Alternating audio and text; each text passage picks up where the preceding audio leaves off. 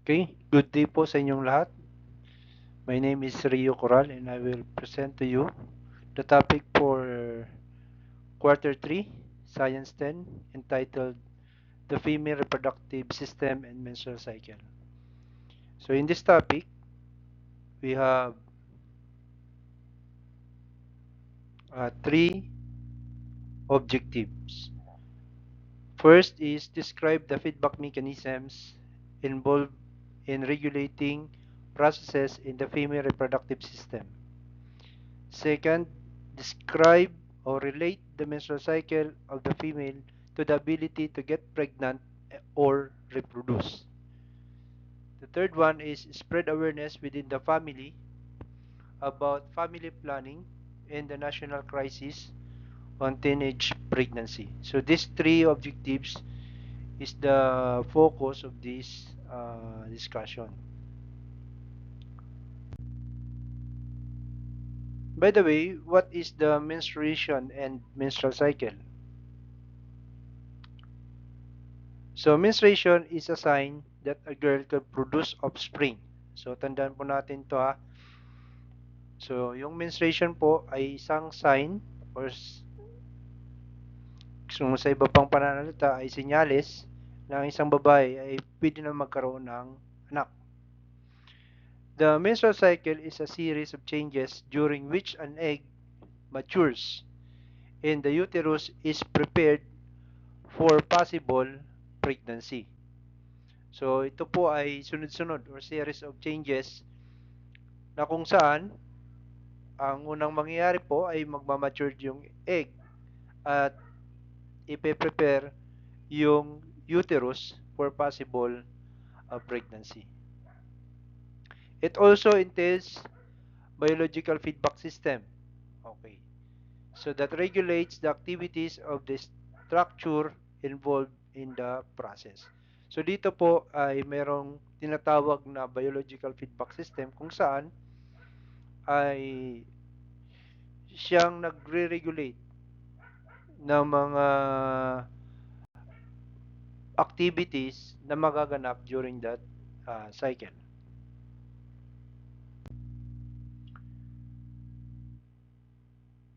Menstrual cycle is influenced by endocrine system. So, gaya nga ng discuss na natin, na yung menstrual cycle is na-influensyahan siya ng endocrine system sa pamamagitan ng interaction ng mga iba't ibang glands, kagaya ng hypothalamus, pituitary gland, and gonads. Yung gonads po ay yung reproductive sex organ. Okay? Sa babae po ay yung ovaries at sa lalaki naman po, sa male, ay yung testis. So, the length of menstrual cycle varies from woman to woman, but the average cycle is 28 days. So, yung average cycle po ng female menstrual cycle, okay, wala naman pong male, ano. So, menstrual cycle is 28 days. So, pwede pong sa ibang babae ay more than 28 or below 28 days. So, but the average po is 28 days.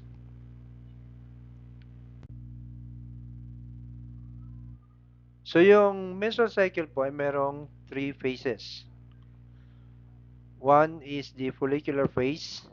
Next is the ovulation. The third one is the luteal phase. So, mamaya po is i-discuss po natin ano po yung mga kaganapan during follicular phase, ovulation, and luteal phase.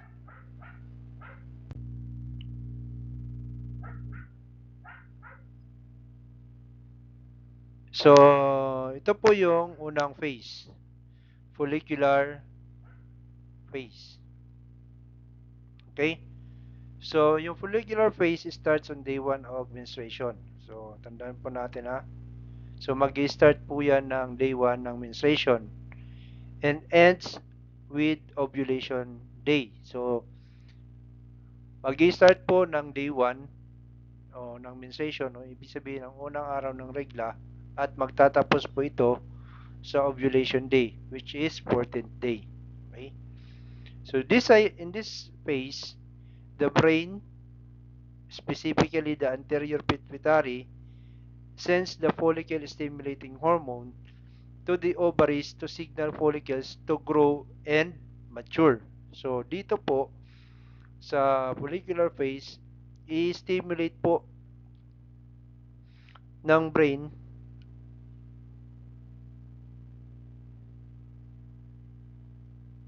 i-stimulate po ng hormone na sinisecrete po ng brain, specifically yung anterior pituitary gland sa ovaries, na mag-start na po yung pag-grow at pag-mature ng follicle. So follicle pa lang po, hindi pa yung egg. So these follicles produce estrogen. So yung follicle naman po ay magpo-produce ng estrogen. Okay? Estrogen acts on the uterus to stimulate the thickening of the endometrium. So yung endometrium po yung tinatawag natin na uterine wall. Yung uterine po, wall po is yung lining po, yung mattress po, yung tinatawag, yung tinutukoy diyan. When estrogen peaks, it signals the brain to release luteinizing hormone. So once po na nasa peak na yung level ng estrogen, yung hormone na estrogen, ito po yung magsisignal sa brain na i-release na yung luteinizing hormone, which triggers the ovulation. Okay. Medyo i-discuss ko ng konti. So, yung follicular phase po, mag-i-start day 1 ng menstruation and mag-i-end 14th day. Okay? So, mag-i-start po ito pag yung brain ay mag-send na, specifically yung anterior pituitary gland ng FSH sa ovary, na kung saan ito po yung magsisignal para sa maturation, grow and maturation ng follicle. As the follicle grows, and matured, magpo-produce po yung follicle ng estrogen. So yung estrogen po na pinoproduce ng follicle, siya po yung mag-a-act doon sa uterus, sa mattress, to stimulate the thickening of the endometrium lining. So habang nag-i-increase yung estrogen level hanggang sa dumating siya sa pinaka-peak, magsisignal naman ito o na mag-release yung brain ng luteinizing hormone. Okay? That moment, magti-trigger na yung ovulation. Okay? So, dito na po tayo sa ovulation. Yung ovulation po is a mid-cycle around 2 weeks or before menstruation starts. So, sabi natin, mag-i-start yung ovulation 14th day. Okay? On this day, the mature egg from the follicle travels from the ovary down to the fallopian tube and into the uterus. So, this time, magta-travel na yung follicle, yung matured egg, kasi nag-ruptured na yung follicle, nilabas na yung egg, magta-travel na siya from ovary down to the fallopian tube and into the uterus. So at any time during the egg's journey, sperm can fertilize the egg. So dito po pwede nang mabuntis yung babae once na magkaroon ng contact sa sperm. If fertilization does not occur during this phase, the egg continues to the uterus and dies within 6 to 24 hours. So yung lifespan lang po ng egg is 6 to 24 hours. Dapat ma-fertilize po yung egg. So pag hindi po yung ma-fertilize, mamamatay po yung egg within 6 to 24 hours.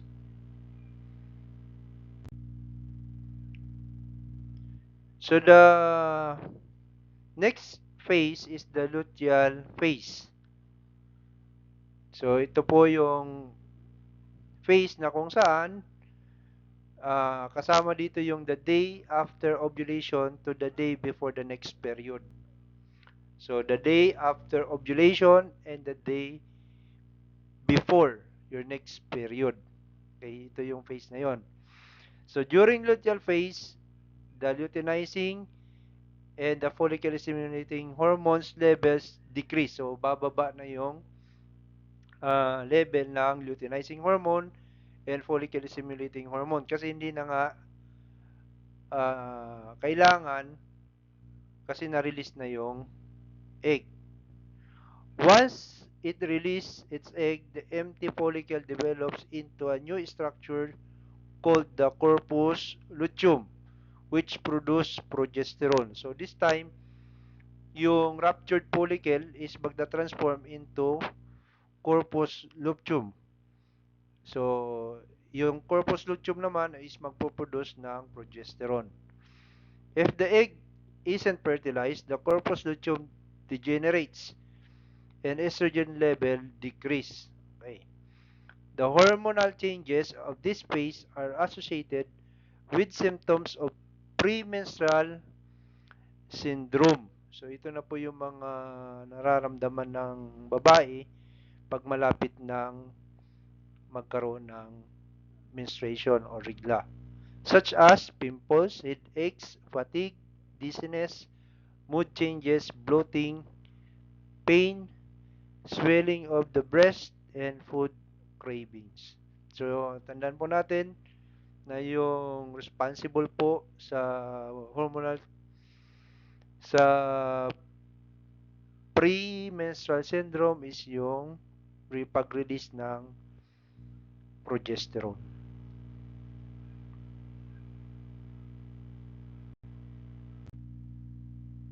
Okay. So, dito naman tayo ngayon sa menstrual hormone and their function. So, ito lang po yung class yung tatandaan po natin. Ano? Dalawang organ po yung involved dito. Yung anterior pituitary gland and yung ovaries. So, yung nire-release ng anterior pituitary gland ay dalawang hormone for the purpose of menstruation, ano? Is yung follicle stimulating hormone and luteinizing hormone. Sabi na nga natin, yung function niya is to stimulate follicular growth, stimulate estrogen secretion from developing follicles. Ayun na po ang purpose ng follicle stimulating hormone. So, yung luteinizing naman is to surge to cause ovulation. And the result is the formation of corpus luteum. Then triggers corpus luteum to secretes progesterone. So, na-discuss na po natin yan kanina. So, pag nasa peak na po yung estrogen level is yung anterior pituitary gland ay magre-release na siya ng corpus, ng luteinizing hormone. Okay, din yung ovary naman is siya naman yung mag-produce ng estrogen and progesterone. So the function is to thicken the endometrium or the lining of the uterus and to stimulate, of course, the pituitary gland to release the luteinizing hormone for ovulation. Kasi yung luteinizing hormone siya yung magpapa uh, rupture ng follicle. Then, yung progesterone naman is to thickens endometrium and inhibits the follicle stimulating hormone and luteinizing hormone.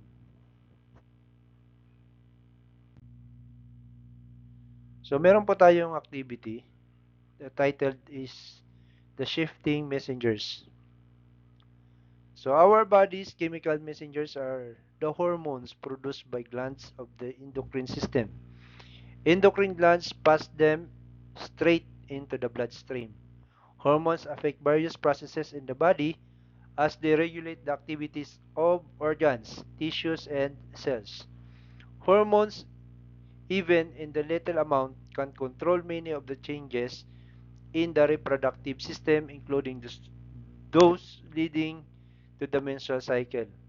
The activity will explain the functions of each hormone in the menstrual cycle. So, meron tayong mga kailangan. So, what you need is a separate sheet of paper and ball pen. So, habang ginagawa nyo po yung activity, ay maaari nyo pong i-post yung video na ito at sagutan po ninyo yung activity na binigay ko po. So, what you have to do is get a separate sheet of paper for your answers and observations. Copy table 2 on your answer sheet. Make sure to provide ample space for your answer. So, meron po akong i-present na table dito sa video po na ito. Then, supply table 2 with information about the changing, shifting levels of each hormones in the different phases. So, you may refer to the discussion natin dito sa video na ito and maaari nyo pong balikan para po masagutan nyo po yung mga question or yung table na pinipilapan. So, ito po yung table 2, the hormonal changes in the menstrual cycle. So, pwede nyo po itong i-post.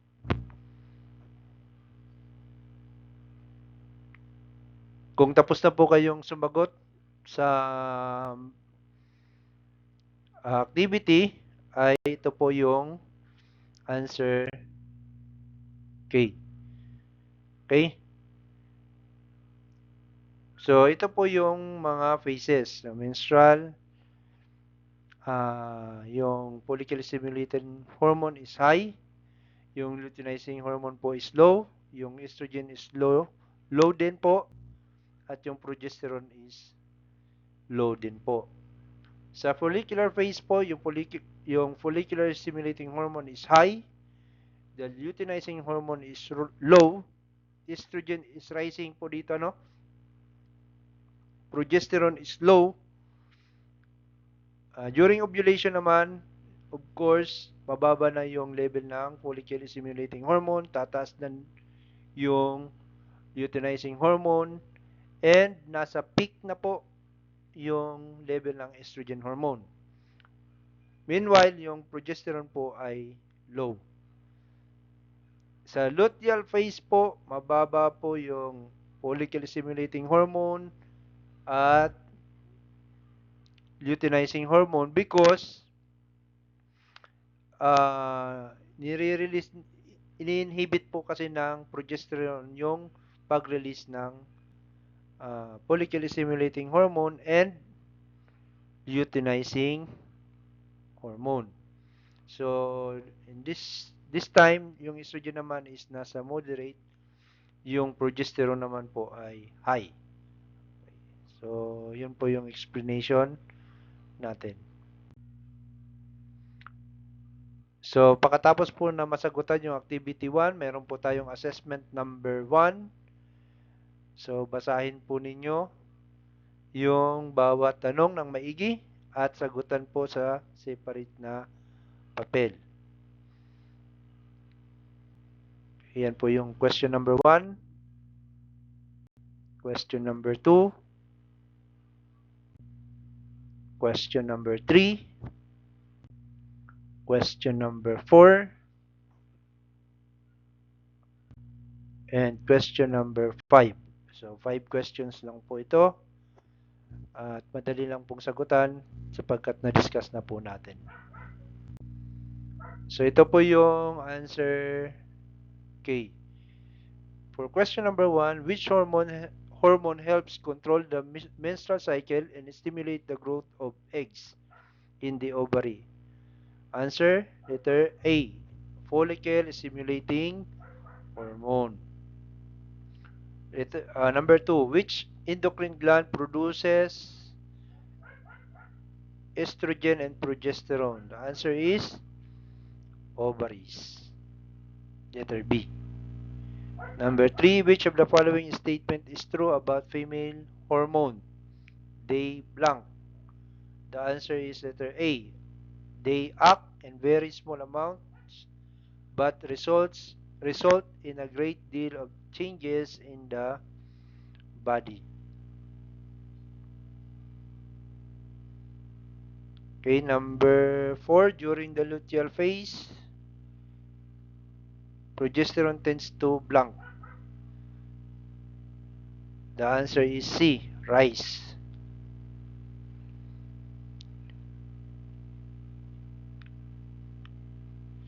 Which hormone surge results in ovulation? The answer is letter B, luteinizing hormone. Okay, ito po yung ating reference kung saan po natin kinuha yung ating discussion. Nasa module po ito ng Science ADM, no, for grade 10. Thank you po and salamat po sa pakikinig.